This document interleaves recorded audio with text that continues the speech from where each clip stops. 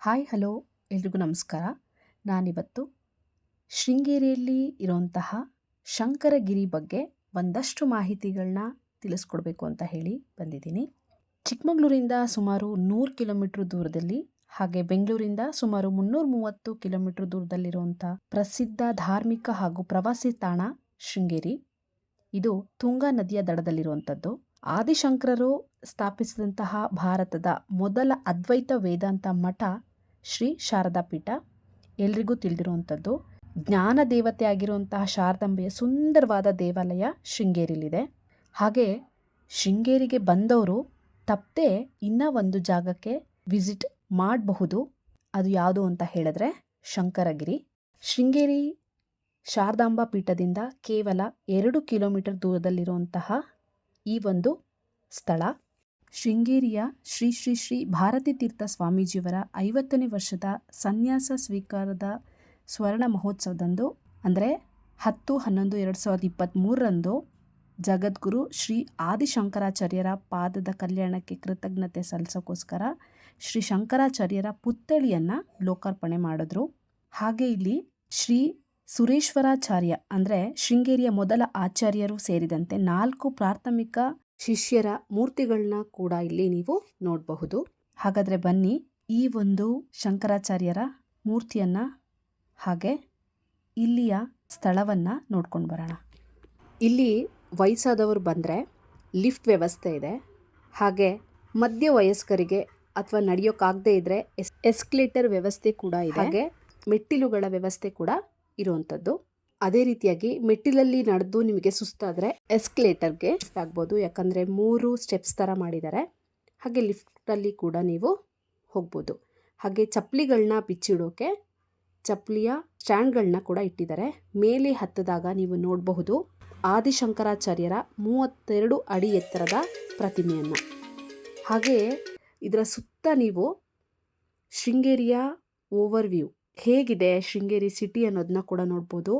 ಹಾಗೆ ಪಶ್ಚಿಮ ಘಟ್ಟ ಸುತ್ತಮುತ್ತಲಿರುವಂತಹ ಸುಂದರ ವಾತಾವರಣ ಕೂಡ ನೀವಿಲ್ಲಿ ವೀಕ್ಷಣೆ ಮಾಡಬಹುದು. 4 ಶಿಷ್ಯಂದರು ಅಂತ ಹೇಳಿದೆ.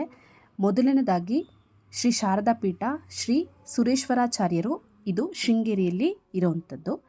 ಪ್ರತಿಯೊಂದು ಮೂರ್ತಿಗಳ ನಂತರ 4 ಭಾಗಗಳಲ್ಲಿ ನೀವು ಹಸಿರು ಪರಿಸರವನ್ನು ನೀವು ವೀಕ್ಷಣೆ ಮಾಡ್ಬೋದು. ಹಾಗೆ ಈ ಒಂದು ಶಂಕರಗಿರಿಯ ಓವರ್ವ್ಯೂ ಕೂಡ ಕಾಣಿಸುತ್ತೆ. ಹಾಗೆ ನೀವು ಕೆಳಗಡೆ ನೋಡ್ತಿರ್ಬೋದು ಆಂಜನೇಯನ ಗುಡಿಯನ್ನು. ಎರಡನೆಯದಾಗಿ ಕಾಳಿಕಾ ಮಠ್ ಶ್ರೀ ಪದ್ಮಪಾದಾಚಾರ್ಯರು, ಇದು ಗುಜರಾತಿನ ದ್ವಾರಕದಲ್ಲಿ ಇರುವಂಥದ್ದು. ಹಾಗೆ ಈ ಒಂದು ಶಂಕರಗಿರಿಯನ್ನು ನೋಡ್ಕೊಳ್ಳೋಕ್ಕೆ 25ಕ್ಕೂ ಹೆಚ್ಚು ಸೆಕ್ಯೂರಿಟಿ ಗಾರ್ಡ್ಗಳು ಕೂಡ ಇದ್ದಾರೆ. ಈ ಒಂದು ಸ್ಥಳಕ್ಕೆ ಯಾವುದೇ ಎಂಟ್ರಿ ಫೀ ಕೂಡ ಇರೋದಿಲ್ಲ. ಹಾಗೆ ಮೂರನೇದು ಜ್ಯೋತಿರ್ಮಠ ಉತ್ತರಾಖಂಡಲ್ಲಿರುವಂಥದ್ದು. ಶ್ರೀ ತೋಟಕಾಚಾರ್ಯರು ಇದರ ಫಸ್ಟ್ ಆಚಾರ್ಯರು. ಮೂರನೇದಾದ ಮೇಲೆ ಹೀಗೆ ಕೆಳಗಡೆ ಇಳಿದು ಒಂದೊಳ್ಳೆ ಗಾಳಿನ ನೀವು ತಗೋಬಹುದು. ಮನಸ್ಸು ತುಂಬಾ ರಿಲ್ಯಾಕ್ಸ್ ಆಗುತ್ತೆ. ಹಾಗೆ ಸುತ್ತ ಇರುವಂತಹ ಪರಿಸರ ಮನಸ್ಸನ್ನು ಮುದಗೊಳಿಸೋದಂತೂ ಖಂಡಿತ.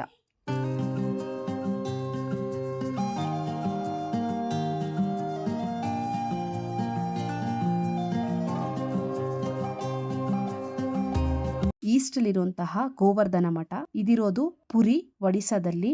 ಇದರ ಆಚಾರ್ಯರು ಶ್ರೀ ಹಸ್ತಮಾಲಕಾಚಾರ್ಯರು. ಹಾಗೆ ಮೇಲ್ಗಡೆ ಇರುವಂತಹ ಆದಿಶಂಕರಾಚಾರ್ಯರ ಸ್ಟ್ಯಾಚ್ಯೂನ ನೋಡಿಕೊಂಡು ನಾವು ಸ್ಟೆಪ್ಸಲ್ಲಿ ಕೆಳಗಡೆ ಇಳ್ಕೊಂಡು ಹೋದ್ವಿ.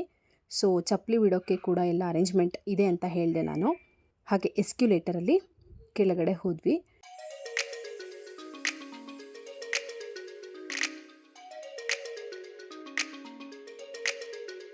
ಎರಡನೇ ಸ್ಟೆಪ್ ಇಳಿದ ಮೇಲೆ ಬಲಗಡೆ ಶ್ರೀ ರಾಮಾಯಣ ದರ್ಶನಂನ ಚಿತ್ರಗಳ ಮೂಲಕ ಪ್ರದರ್ಶನ ಮಾಡಿದ್ದಾರೆ. ತುಂಬಾ ಚೆನ್ನಾಗಿದೆ. ಸಾಧ್ಯವಾದರೆ ಒಮ್ಮೆ ಇಲ್ಲಿಗೆ ವಿಸಿಟ್ ಮಾಡಿ.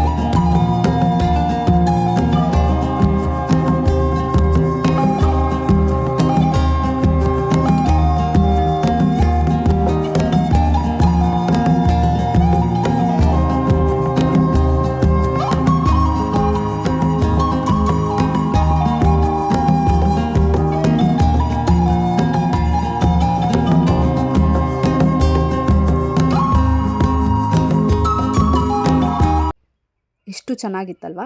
ಹಾಗೆ ಹೊರಗಡೆ ಬಂದ್ವಿ. ವಿಸಿಟರ್ಸಿಗೆ ಪುಸ್ತಕ ಕೂಡ ಇಟ್ಟಿದ್ರು ನಿಮ್ಮ ಒಪಿನಿಯನ್ನ ಶೇರ್ ಮಾಡೋಕ್ಕೋಸ್ಕರ.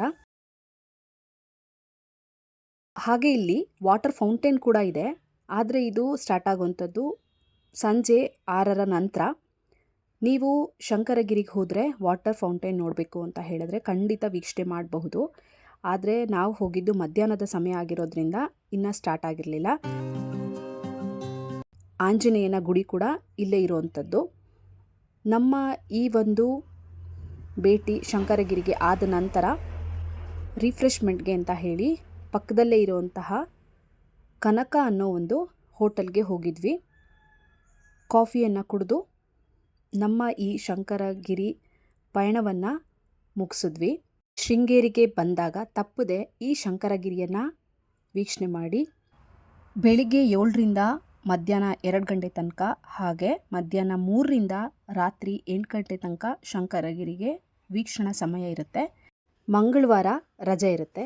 ಪಾರ್ಕಿಂಗ್ ವ್ಯವಸ್ಥೆ ಕೂಡ ಇಲ್ಲಿ ಇರೋವಂಥದ್ದು. ಹಾಗೆ ಪಾರ್ಕಿಂಗಿಗೆ ಯಾವುದೇ ಫೀ ಇರೋದಿಲ್ಲ. ನಿಮಗೆ ಈ ವಿಡಿಯೋ ಇಷ್ಟ ಆದರೆ ದಯವಿಟ್ಟು ಲೈಕ್ ಮಾಡಿ, ಶೇರ್ ಮಾಡಿ, ಕಮೆಂಟ್ ಮಾಡಿ. ವಿಡಿಯೋನ ಕೊನೆ ತನಕ ನೋಡಿದವರಿಗೆ ಥ್ಯಾಂಕ್ ಯು, ಧನ್ಯವಾದಗಳು.